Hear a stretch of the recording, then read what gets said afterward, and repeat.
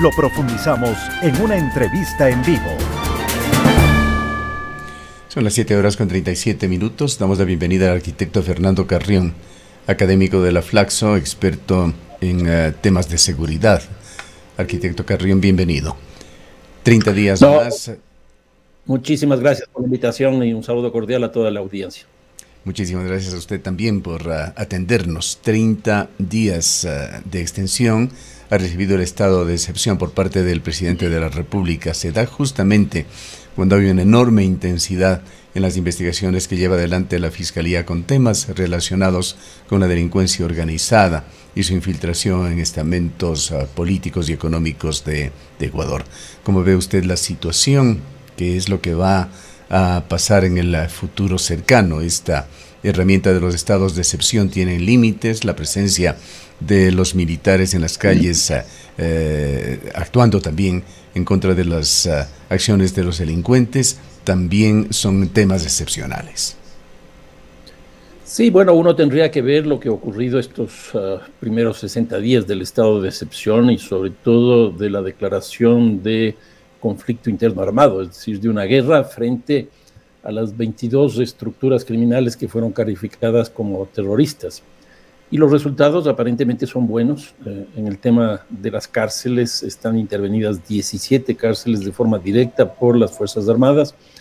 Y esto nos ha mostrado que se ha roto de alguna manera, o por lo menos se ha dilatado, digamos así, la relación entre el interior y el exterior de las cárceles. Porque ustedes recordarán que había una intervención de Fuerzas Armadas, de policía, o un intento de reubicación de las personas privadas de la libertad, e inmediatamente teníamos coches bomba, bombas, etcétera, asesinatos, sicariatos, fuera de las cárceles. Pues hoy día eso ya no existe. Se rompió esa relación. Y lo que hemos visto ahí es el trabajo para capturar celulares, computadoras, routers, romper o eliminar todos esos cables, alambres que integraban el adentro con el afuera. Entonces, una primera cosa que me parece que ha funcionado es eso.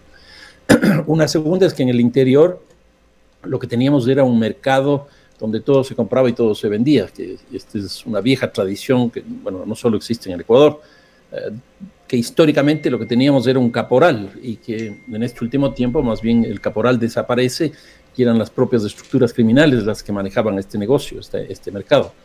Pero me da la impresión que eso también de alguna manera ha sido golpeado porque hemos visto ya en información de que las Fuerzas Armadas les entregan, por ejemplo, la comida a las personas privadas de la libertad, lo cual nos estaría mostrando que hay un proceso de, llamémoslo así, de estatización o publificación de los servicios internos en la cárcel. Y eso les resta una capacidad económica a estos grupos, capacidad económica que les permitía, por ejemplo, generar todo lo que significa corrupción y adquirir tecnología como, qué sé yo, armas, bombas, granadas, incluso drones. Entonces creo que eso ha sido muy bien.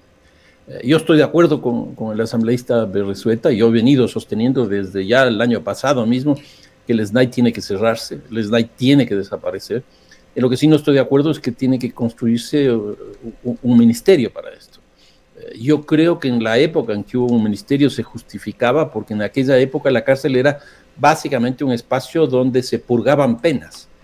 Pero hoy día la cárcel es bifuncional, tiene dos funciones. Uno es justamente que se paguen las penas, pero la otra es un espacio donde se cometen hechos delictivos. Entonces yo creo que si se le sigue manejando al SNAI o el nombre que deba tener, de forma autónoma, aislada, pues esto no es bueno. A mí me parece que tiene que estar dentro de un espacio donde se definen las políticas de seguridad y yo creo que ahí lo que hay que hacer es fortalecer el Ministerio del Interior. Y en ese interior, en ese ministerio, debería estar todo el sistema carcelario. Entonces yo creo que los resultados en las cárceles han sido buenos. Hay sin duda una percepción positiva sobre lo que viene haciendo el gobierno y otras entidades del Estado como la Fiscalía. El control en las cárceles es indiscutible, se evidencia en las ciudades también aparentemente más tranquilidad. Estas investigaciones de la Fiscalía están realmente removiendo estructuras incluso políticas en el Ecuador. Pero quisiera preguntarle a usted como académico en cuanto a las cifras, a los indicadores. ¿Hay evidencias de que esto está sucediendo? Sabemos que las estadísticas se construyen acumulando datos y para que tengan relevancia estadística, estos datos tienen que llegar también a ser considerables. Esto toma también tiempo, pero ¿qué dicen los indicadores en Ecuador hasta donde usted puede seguir?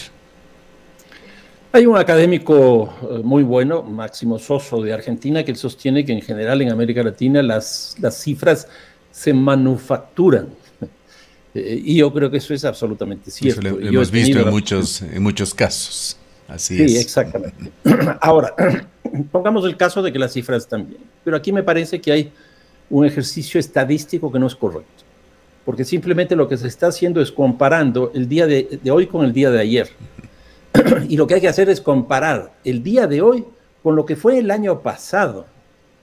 ¿Por qué? Porque la violencia, los asesinatos, las ilegalidades tienen una cronología específica que hace que en determinadas fechas haya determinados hechos delictivos y en otras no, o que suba.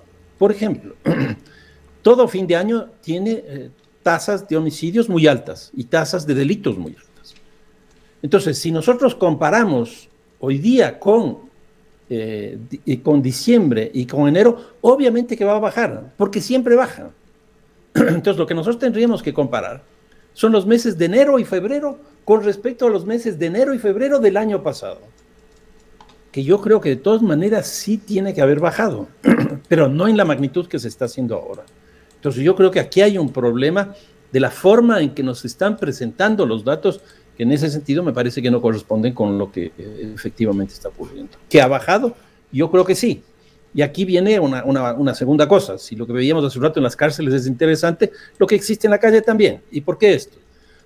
Porque lo que nosotros tenemos es que la definición que hizo el presidente Noboa respecto de estas 22 estructuras criminales, calificándolas como terroristas, fue un cambio sustancial frente a lo que había hecho Guillermo Lasso antes, cuando entró a la política de seguridad el general Bravo y el general Moncayo, porque ahí definieron el terrorismo como actos terroristas. Y ahora lo que se está haciendo es definiendo a las organizaciones. Y a mí me parece que eso es un acierto. ¿Y por qué? Porque ahora nosotros ya tenemos toda una estructura de inteligencia trabajando en desarticular esas estructuras criminales. Y me parece que eso también sí está dando resultados. Ahora, lo que hay que tener en cuenta también es que hay un repliegue por parte de estas organizaciones, porque no les conviene la confrontación con el Estado. Primero, porque el Estado tiene un poderío bélico, militar, etcétera, es infinitamente superior. Pero por otro lado, porque ellos no tienen ningún sentido, para ellos no tiene ningún sentido la confrontación con el Estado. Entonces, yo creo que hay que entender todo eso para ver cómo han ido evolucionando los hechos. ¿Que ha bajado? Yo creo que sí. El caso Purga, o esta investigación que la Fiscalía lo ha denominado Purga, partiendo de los allanamientos que se hicieron, es claramente una consecuencia o una derivación del caso Metástasis. Y esto ha tenido también connotaciones muy importantes en el ámbito de la política ecuatoriana. Le ha puesto en verdaderos aprietos a uno de los líderes más importantes de la derecha ecuatoriana, Jaime Nebot. Las luces que van dándose también con respecto a los autores intelectuales, posibles actores intelectuales de Fernando Villavicencio, son fundamentales en cuanto a esta necesidad de Ecuador de que las cosas no sigan dándose, hablo de la delincuencia, sin consecuencia. Y la fiscal ha señalado, lo ha reiterado el día de ayer en un importante foro, que lo que se está atacando con estas investigaciones, con estos casos Metástasis y Purga, es a las economías criminales, no a los políticos. ¿Qué reflexiones tiene usted sobre esta situación, este aspecto político que está también siendo sacudido por lo que está pasando en Ecuador? Bueno, yo creo que esta semana ha sido de un peso considerable la actuación de la Fiscalía y la fiscal. A mí me parece una persona extraordinaria, quiero decirlo así explícitamente. En el caso Metástasis hemos tenido un segundo tiempo, llamémoslo así, donde han aparecido nuevas figuras. Quizás las dos más llamativas tengan que ver, por un lado, una persona de la Fiscalía del Guayas y, en segundo lugar, una persona de origen colombiano que estuvo en los procesos de negociación y de pacificación de las cárceles. Yo creo que eso es muy interesante. Y esta persona vinculada a la Fiscalía, lo que nos está mostrando es una articulación muy estrecha del sistema judicial con las estructuras criminales, principalmente estas definidas por el presidente como terroristas. ¿Se refiere usted a Diana Salazar? ¿La persona relacionada con la Fiscalía? La Fiscalía me parece, la fiscal me parece extraordinaria. Por supuesto. Sí, sin ninguna duda. Sí, no le entendíamos exactamente a quién se refería nada más. Perdón. Bueno, eso el segundo tiempo, entonces, de Metástasis está ahí. Y ahora aparece, articulado también, un nuevo caso, que es este caso Purga, donde aquí vemos de forma nuevamente explícita, clara, una articulación de la política, la asamblea, el municipio, con partidos políticos. Entonces, por un lado está la política, por otro lado está el narcotráfico, porque se ve claramente la articulación que existen con estas estructuras criminales, y en tercer lugar la justicia. El nivel más alto dentro de la Corte de Justicia del Guayas. En otras palabras, está la Fiscalía del Guayas, es un nivel también más alto, está la Corte de Justicia del Guayas en su nivel más alto, y está un partido político donde funciona o ha funcionado desde hace mucho tiempo, pues prácticamente sin controles.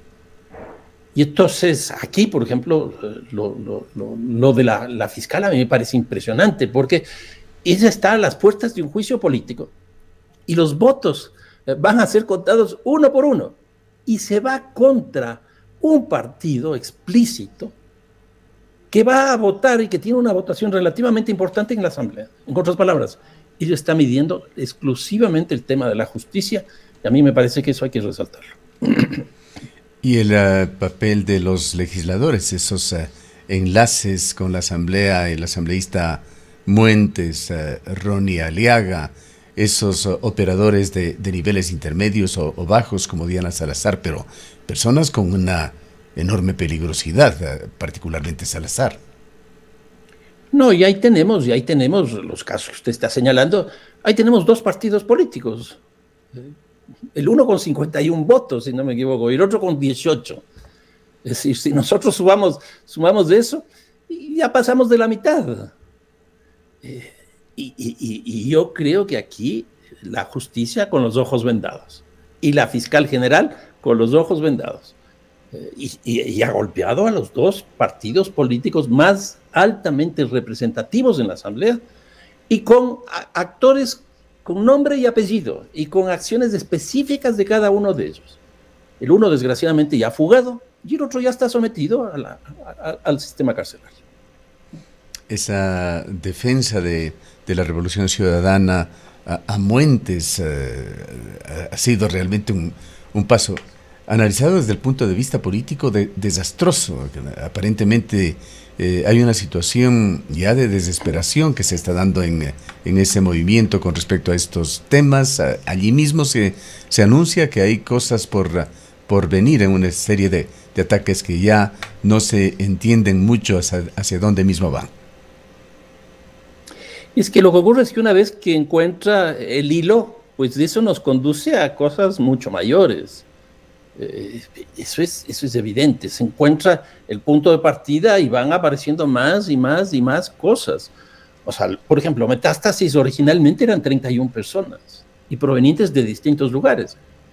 Hoy día ya están sobre los 50, y cada uno proporciona más información y cada uno proporciona más vínculos en este trío que está explícitamente marcado, que es la política, la justicia y el narcotráfico. Y las tres están ahí. Lo que ocurre es que por el Ecuador transitan más de 800 toneladas de droga, es decir, el doble de lo que produce Bolivia y más o menos lo que produce Perú. Entonces, eso hace que estos grupos criminales sean económicamente más poderosos y políticamente más influyentes. Y eso es lo que nosotros estamos viviendo. Este poderío económico de estos grupos, por eso la corrupción, y la influencia política, porque ahí es donde se toman las decisiones, la asamblea. Por ejemplo, ¿por qué no se aprobó la reforma al COIP? Porque empezaron a introducir una serie de cosas que van en la línea de la impunidad. Yo creo que hay que decir las cosas como son. Entonces, eso es lo que está viviendo este rato el país. La cosa es francamente muy preocupante, ¿no? Analicemos para entender un poco qué es lo que está pasando con el correísmo, esa línea de tiempo de la red social X de Rafael Correa. El último tuit aparece, hilo largo pero importante, dice Correa: la degradación moral que vive la patria hace que ciertos odiadores, asambleístas, periodistas, actores políticos y hasta abogados me llamen prófugo. Y hace una exposición allí con documentos, con capturas de pantalla. Y el otro chat, que para quizá explicar un poco más la pregunta previa que le hacía, que no se sabe hacia dónde mismo atacan al momento o cómo se defienden, Rafael Correa decía: Nebot se equivoca, hoy lo chantajea Diana Salazar por toda la información que le tiene con el caso JJ Franco y ahora Muentes, pero algún día todo se sabrá. No lo podrán ocultar eternamente. Cuenta en el extranjero y un largo etcétera, etcétera. Siendo abogado es una vergüenza. Perdóneme, siendo abogado es una vergüenza que de adelante criterio en un juicio político antes de ver siquiera las pruebas. En fin, mafia es mafia. Nuevamente su comentario. ¿Qué se le puede entender al expresidente Correa? A ver, uno tendría que partir con el gran acuerdo que hizo el presidente Noboa con Jaime Nebot y con el expresidente Rafael Correa, que es una cosa absolutamente evidente. Nunca hemos sabido cuáles son los términos, etcétera, etcétera. Pero esto ha estado funcionando en la Asamblea. Por un lado, lo que hemos visto es que todas las iniciativas legales, sobre todo vinculadas a las leyes económicas urgentes, han sido aprobadas incluso con recovecos que son parte, me da la impresión, de los acuerdos, como fue el incremento del IVA. Es muy interesante ver esa ley, porque ahí se aprueba lo del 15%, que era lo que quería el presidente Noboa. Ahí se aprueba lo del ICE, del impuesto de las salidas capitales, que es lo que quería la Revolución Ciudadana. Y ahí se aprueba también un impuesto a los grandes capitales, que era lo que quería el Partido Social Cristiano. ¿Cómo se aprobó eso? Pues dándose las vueltas, pero finalmente se aprueba. Entonces yo diría, el presidente Noboa ha aprobado todo lo que busca. En el caso del Partido Social Cristiano, buscó la presidencia de la Asamblea, la tiene.